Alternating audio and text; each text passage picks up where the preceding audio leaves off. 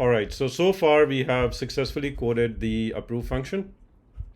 And this is, like I said, is like signing a check, but you're not doing any actual transfers, right? So you are essentially authorizing somebody on your behalf to trade your tokens, to transfer your tokens. This is the function that we are going to write now, which is the transfer from function, and this is where you actually do the transfer.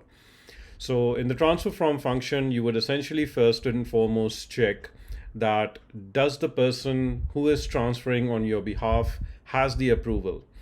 Once you check he has the approval, which basically means that has somebody have you given him the approval to transfer tokens on your behalf from your account to somebody else.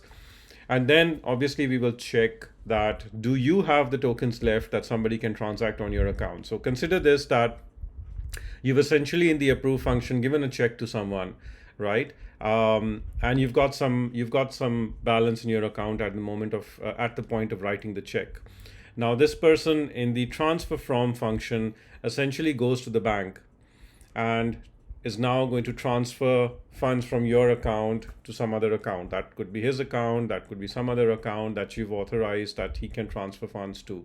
So transfer from is like encashing a check, and approve is like giving a check. Now, I could just put very meaningful names over here if you understand this analogy, and change the name of the function from approve to write a check, and change the name of the function transfer from to encash the check. But I can't do that because I'd be violating the ERC20 standard. And that is what standard is all about, right? So I need to make sure that I'm writing the name of the function that MetaMask is expecting. I'm writing the name of the function that generally all wallets that support ERC20 standard, they are expecting this to be the name of the function. And this is where your interface kicks in. So since I've implemented this interface over here.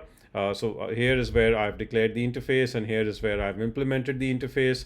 I have to make sure that I follow the same name. If I change the name to encash check, then Solidity should give me straight away an error that there is some problem, right? So if I just go over here, it very clearly tells me that should be marked with an abstract. So the contract should be marked with an abstract. This is I'm missing an implementation of an interface. So that's what very clearly Solidity tells me, and it also tells me the interface that I'm missing, right? So I will just rename it back to its rightful form, its rightful name, and let's go ahead and start writing the implementation for the transfer from function.